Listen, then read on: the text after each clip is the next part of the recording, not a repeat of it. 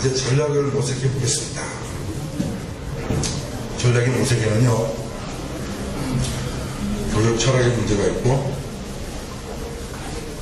재난의 생존 주기를 완성하는 길을 제시하고, 마지막으로 안전문화의 지향점, 네크로필리아에서 바이오필리아로를 말씀드려 보겠습니다.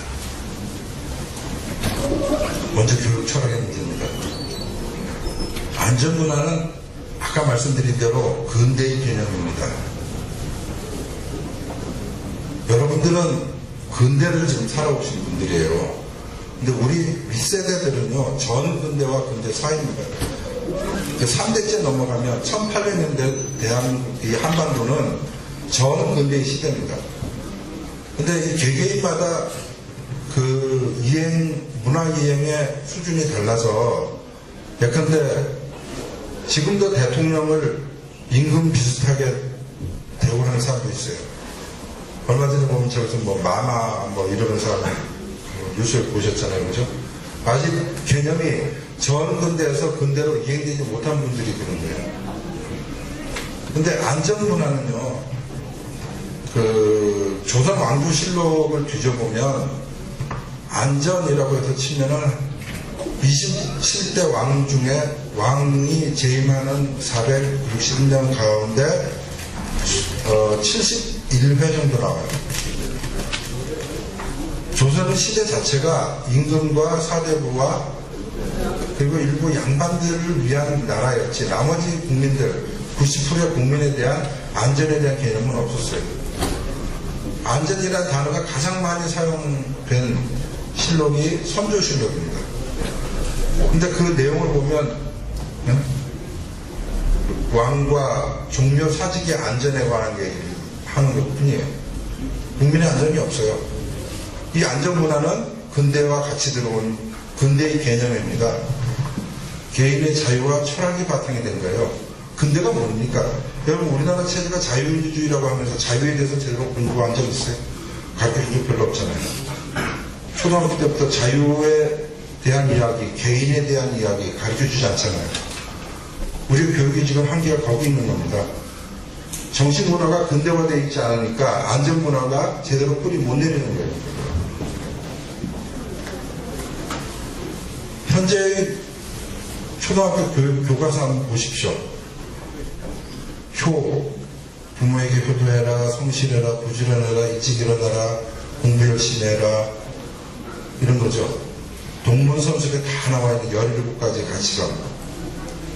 이런 거는 근데 본질적인 가치관이 아닙니다.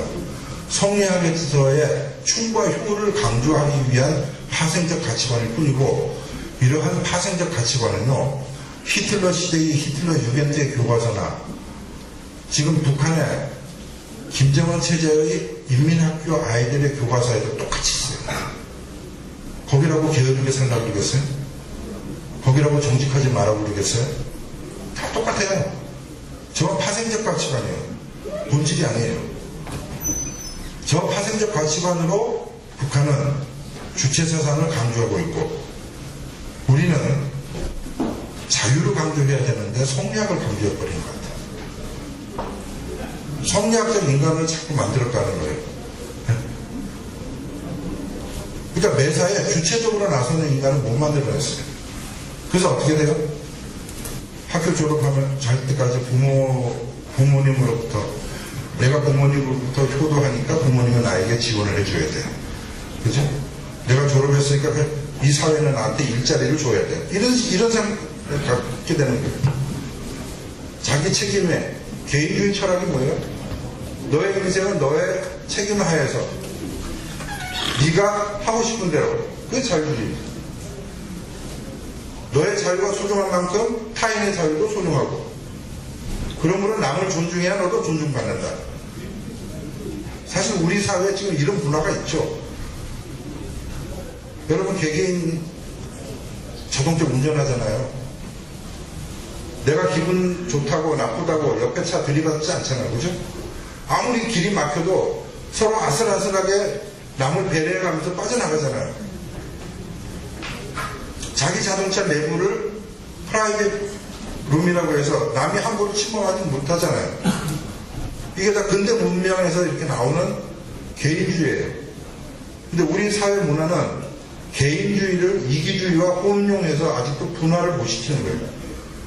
아까 임금과 대통령을 분화시키지 못하는 사람처럼 이렇게 미분화된 교육 속에는 선진 안전 문화가 성립할 수가 없어요. 힘들어요. 그런 얘기입니다. 독립된 개인을 육성하는 교육 철학이 있을 때 가능해요. 무슨 얘기냐? 어릴 때부터 너 인생은 네가 책임져야 된다. 너는 지금 아직 어리기 때문에 성년이 되는 19살까지는 부모님의 배려를 통해서 학교를 통해서 너가 배워야 되고, 너가 너 자신을 완전히 책임질 수 있는 성인이 됐을 때는 이제 너 하고 싶은 대로 자유롭게 날아가.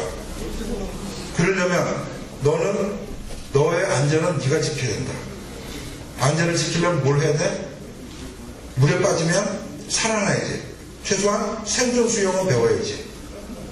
실제로 세월호 사고 터지고 나서요, 교육청에서 생존 수영 지금 이제 전국 각 학교에다 다 보냈습니다. 생존 수영법을 배워요, 아이들한테. 그전까지 못한 거예요. 그전까지 그런 생각이 없는 거예요. 근데 왜 생존 수영만 해요? 수영만 하면 되나? 갑자기 어디에 매달려야 되는데 팔의 악력은 어디서 생겨? 갑자기 빨리 현장에서 피해야 되는데 다리의 근력은 어디서 생겨요? 그동안 우리 사회는 어떻게 진행되어 왔을까요?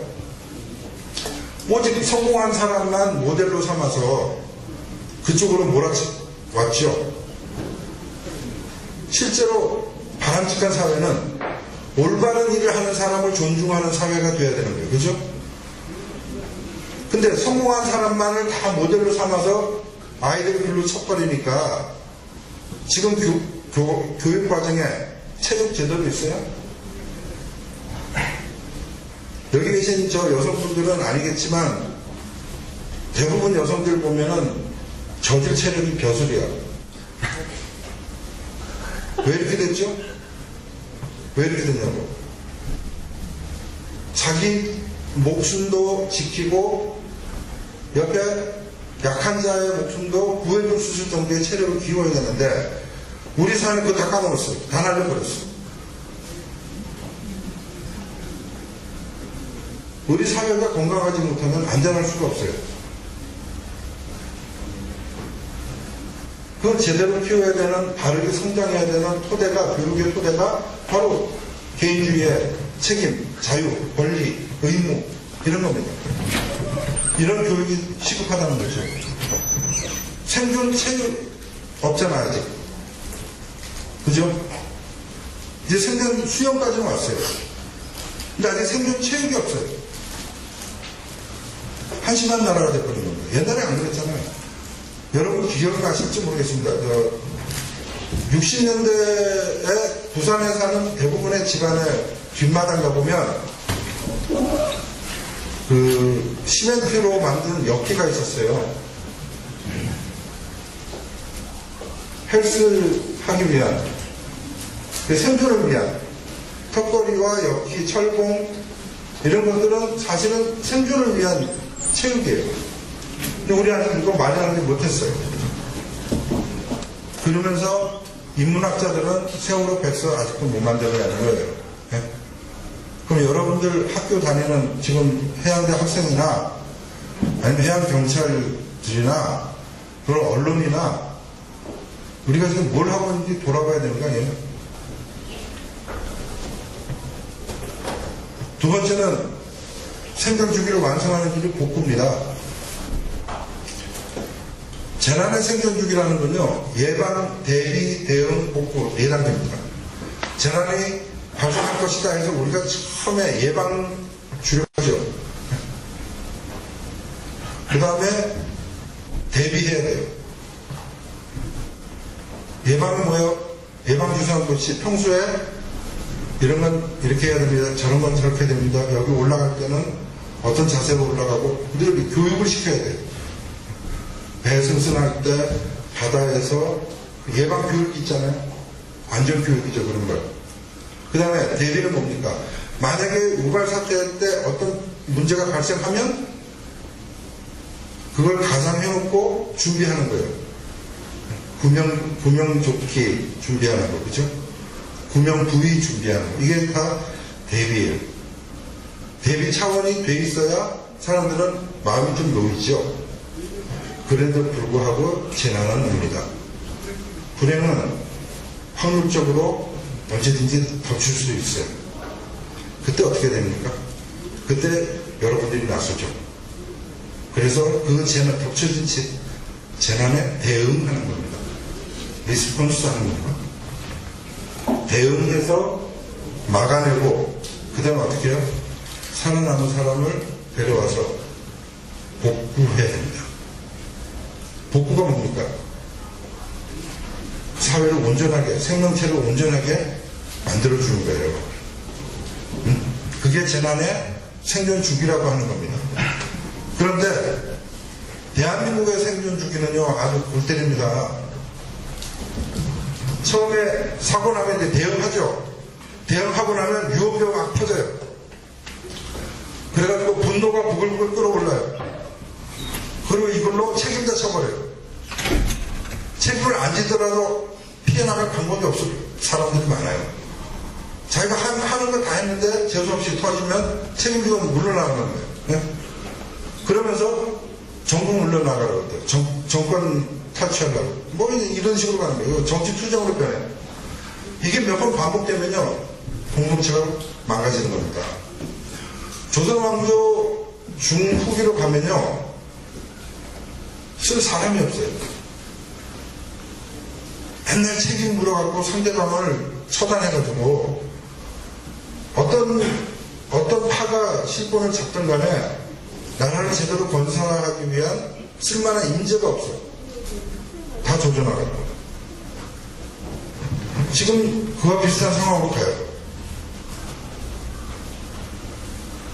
선진 안전문화라는 건 뭐냐면요, 공동체를 복구하는 겁니다. 생명 존중의 문화가 선진 안전문화가 되는 거예요. 공동체를 복구하다. 무슨 뜻일까요? 해일이 일어난다, 지진이 발생했다, 또는 건물이 폭발했다, 다리가 무너졌다, 재난이 발생해서 많은 사망자가 생겼어요. 이재민이 생겼어. 그러면 이들이 그 슬픔을 듣고 일어서서 빨리 다시 활기찬 사회로 돌아오게 만드는 게 복구입니다. 가정도 마찬가지예요. 개인도 마찬가지예요, 사실은. 그죠? 살면서 겪는 불행, 그 불행을 자기가 빨리 치유하고 일어서는, 그래서 다시 현실을 딛고 미래를 향해서 달려가는, 그게 바로 복구예요. 대한민국은 지금 미래로 달려가나요? 세월호 사건 보세요. 신문에 걸려있는 그 세월호 사진하고 거기 있는 기사를 보세요. 그 문화가 지금 어느 방향을 지향하고 있는지 봅시다.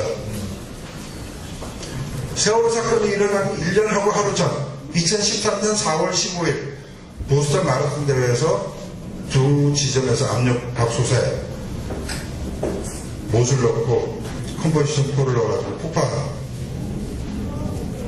그때 보스턴 마라톤 대회에서 결승점에 나와있던 수많은 관중들, 선수들, 이들에게 덮치죠. 3명이 죽고 264명이 부상당합니다. 저 부상도 상당한 부상이었습니다. 다리가 다 날아가는 사람들이 참 많았어요. 그때 보스턴 시에서는 어떻게 했냐? 언론들은 어떻게 했나? 그때 언론들은 책임자를 처벌하려고 쳤잖아. 보스턴 시도 마찬가지예요. 다음날 아침에 보스턴 시가지에 있는 레드삭스 야구 경기장 간판에 이런 현수막이 걸립니다. 보스턴 isn't a city, it's a family. 보스턴은 도시가 아닙니다.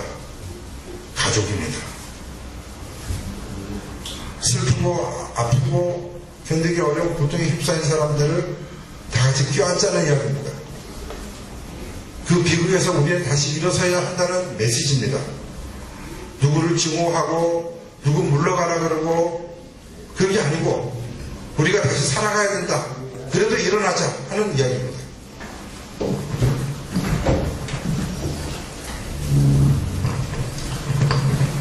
이게 1년 후인데요. 1년하고 그 사이에 6개월 뒤에 보스턴 레드삭스 야구팀이 월드 시리즈에서 1등을 거뒀습니다.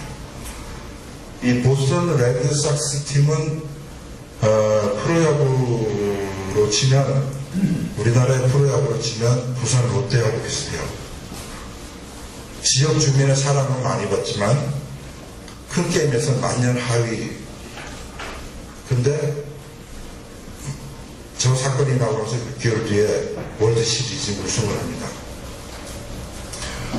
우승을 하고 나서 이 레드삭스 팀은 자기들의 유니폼에 이름을 바꿔요. 평소에는 레드삭스라고 써놨는데 그걸 떼내고 보스턴이라고 씁니다. 그래서 상처와 시리에 빠져있던 사람들에게 희망을 주고자 애를 써요. 그런 노력으로 월드 시리즈의 훈련에 임해가지고 게임에서 이긴 겁니다. 이기고 나서 행진을 하죠. 우승 트로피를 들고. 롯데가 행진하는 거하고 똑같아요. 롯데가 부산이라고 쓰고 행진하는 거하고 똑같아요. 어디로 행진했느냐? 그 폭탄이 터졌던 그라운드 제로 볼스턴이라는 지점까지 갑니다.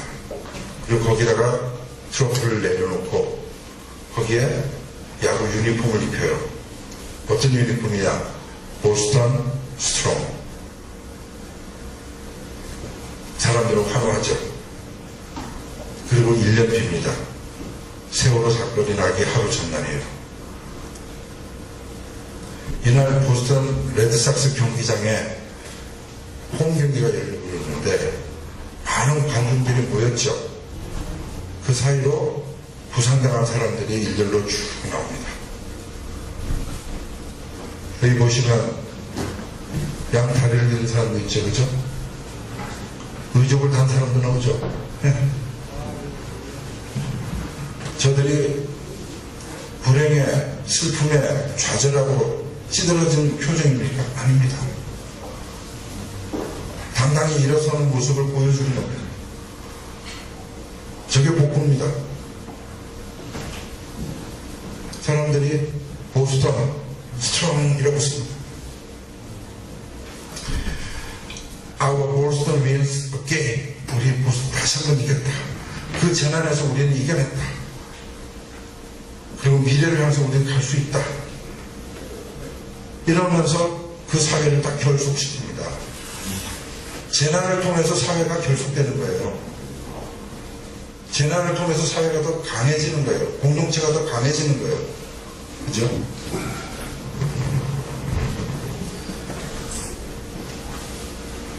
마라톤 테러 사건 그해 1년 뒤에 현수막 주지사 사무실 앞에 We are Boston, we are strong 이라고 거대하게 써놨죠. 보스턴 주민들이 이걸 보면서 긍지를 갖게 된 겁니다. 그리고 이날 여기 보시면 세월호 리본의 문단 있죠. 그죠? 자, 이제 보니까 저 리본이 무슨 뜻인지 아시겠어요? 으깨지고 깨어지고 밟힌 그 조직을 저렇게 감싸서, 그죠? 다시 살려내자는 뜻이에요. 누구를 원망하고 증오하고 복수하겠다는 표시가 아니고. 저 리본을 보면 보통 사람들, 주민들 마음 전체가 따뜻해지고, 안온해지고, 그래서 서로 나누려고 하고, 함께 뭉치려고 하는, 결속하려고 하는 그런 이미지를 갖게 되는 거예요. 우리가 지향해야 되는 곳은 바로 저 지점입니다.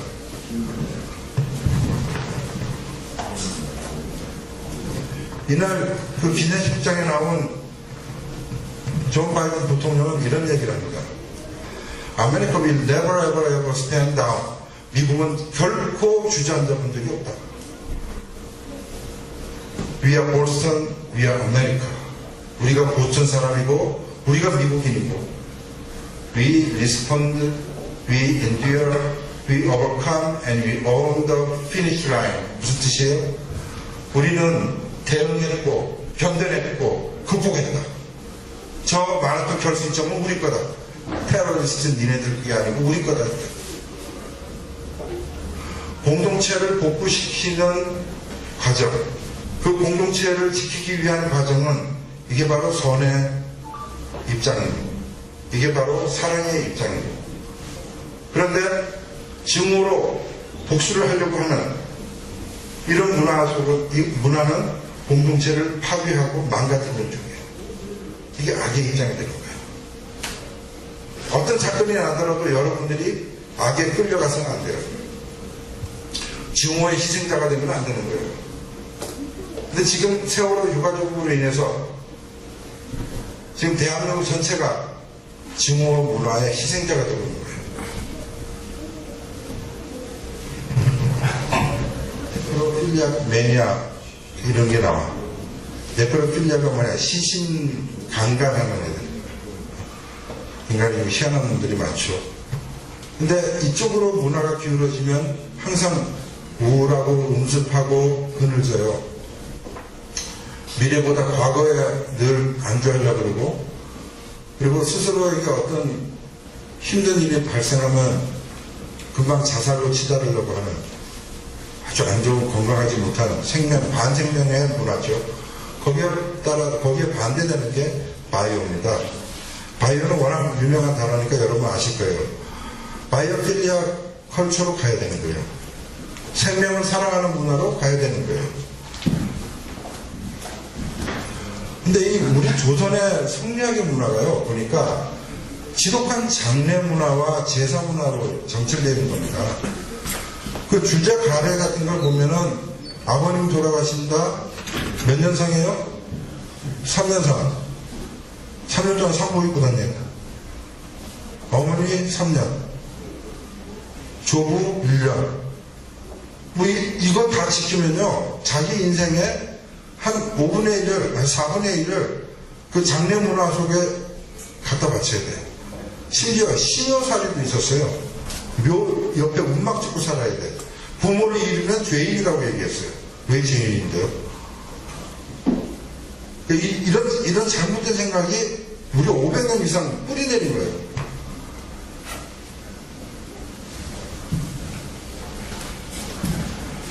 이게 시신에 대한 아주 각별한 태도, 그 네크로필리아 컬처를 형성했다고 저는 봅니다. 이번 세월호 사건 때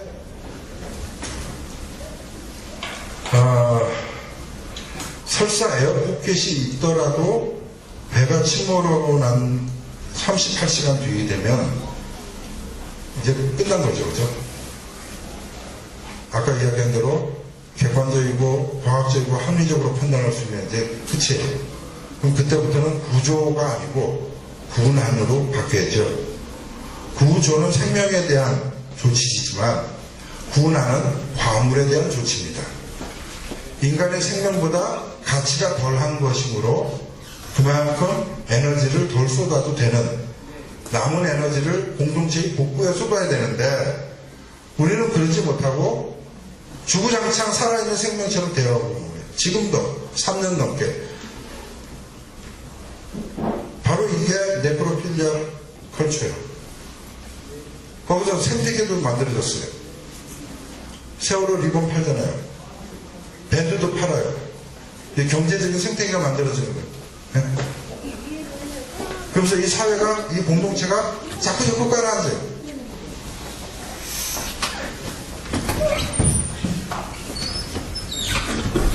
시신을 생존자하고 동일시하는 바람에 이게 기네스북에 오를지 모르겠는데 잠수 수색 구조를 210일 동안 한 나라가 대한민국. 이래도 되는지. 재난이라는 건 처음에 방지학에서도 재난을 피할 수 있다고 생각을 했는데 하다 보니까 이게 아니라는 걸 이제 알게 됐죠. 재난은 우리 삶의 일부다. 불행이 우리의 삶의 일부인 것처럼.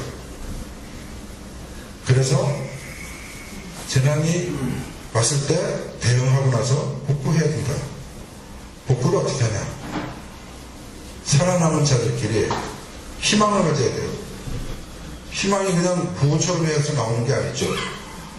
살아남은 사람들끼리 힘을 합칠 때 희망이라는 것이 생기는 겁니다. 그들끼리 다시 뭉치는 게 그게 바로 사랑이에요. 재난은 불행입니다. 불행에 맞서는 우리의 무기는 증오나 복수가 아니라 사랑이어야 됩니다. 근데 우리는 계속해서 재난만 발생하면 증오의 무기를 들고 정치 투쟁에 나섰거든요.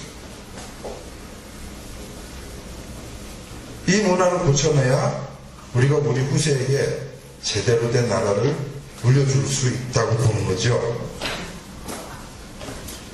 그래서 바이오필리학이 선진 안전문화의 지향점이라고 생각합니다.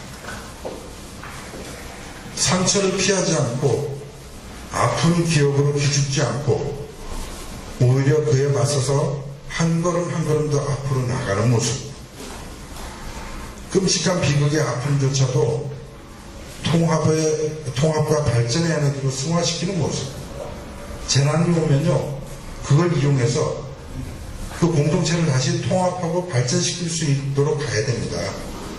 그게 비단 거대한 규모의 국가가 아니라 개인이나 가족 간에도 마찬가지예요. 가족이라고 불행에 빠지지 않는 가족이 있어요? 누가 사업했다가 부도나고 그 집안 전체가 깨지고 할 때, 그럴 때 가족이 다시 사랑으로 엮어서 그 고난을 겪고 일어서는, 그게 삶의 가장 바람직한 모습입니다. 그런 걸 가르쳐줘야 됩니다. 올바른 일을 하는 사람을 존경하듯이 사랑으로 재난을 감싸고 극복하는 사람을 존중하고 밝혀줘야 됩니다. 근데 우리는 이상한 문화 때문에요, 아까처럼 그 두 다리가 잘려진 사람이 나오면 겉으로는 뭐라고 해도 속으로는, 그죠? 경멸하죠. 그리고 내 자식한테는 그런 데 가까이 가지 못하게 하죠. 이런 위선적인 마음을 갖고 있으면 우리가 선진국이 될 수가 없어요. 외향적으로 성공하는 것만 계속 바라고 가니까 허영에 빠지는 겁니다. 내면이 강해져야 되는데. 패트릭 도슨스라는 사람은 자기 아내 제인하고 같이 저 보스턴 마라톤 대회에 선수도 아니지만 달리기 뛰러 나왔다가 두 부부가 다 무릎이 달라갔어요. 우리 같으면 아마 이혼했을걸요? 결혼도 안 했는데. 2년 뒤에 이 부부는요, 의족을 차고 저 지점까지 다시 보스턴 마라톤 대회에서 달리기를 합니다.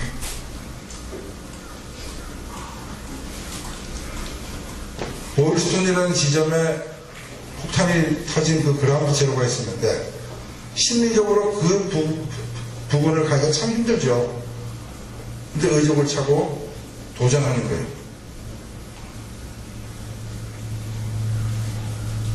전회 마라톤 대회 우승자들이 이들을 에스코트하면서 천천히 고전을 맞춰 뛰어서 불행을 딛고 다시 일어서는, 극복하는 그 모습이, 그게 감동적인 겁니다. 언론들이 귀찮아죠. 이것이 되는 집안이고 이것이 되는 나라의 모습이고 이것이 선진 안전문화의 모습이 아닌가 싶습니다. 화면 보입니까? 3년 만에 건재된 세월호 행체입니다. 세월호라는 교통사고는요, 사실은 피해자죠. 근데 지금까지 희생자가 되어버렸습니다. 원래 희생자라는 것은 이타적으로 남을 위해서 뭔가를 헌신하다가 손해를 본 사람, 목숨을 잃은 사람은 희생자라고 합니다. 근데 저작권에서 나오는 격한 말을 빌리면 놀러 가다 죽은 거 아니냐고요. 천안함 희생자에 비하면. 그런데 이것도 한번 봉합해 봅시다. 저 아이들을 희생자로, 거룩한 희생자로 만들려면 방법이 있습니다. 살아남은 우리가요, 이 사고의 교훈을 정직하게 찾아내고, 그리고 그를 바탕으로 해서 생명을 존중하는 선진 안전문화를 만들어야 됩니다. 그럼 우리 후손들이 이런 안전문화가 어떻게 해서 만들어졌을까 더듬어 보면 저 세월호의 희생자에서부터 비롯됐다는 걸 알게 될 겁니다. 그때 비로소 저분들의 운명을 제대로 자리매김해 줄 수 있는 겁니다. 재난은 복수로 기억하는 게 아니고 복구로 기억해야 합니다. 선진 안전 문화라는 건요, 우리의 정신이 선진화되는 겁니다. 우리는 그러한 나라를 만들어서 우리 후세에게 물려줄 의무가 있습니다. 저나 여러분이나. 긴 시간 감사합니다.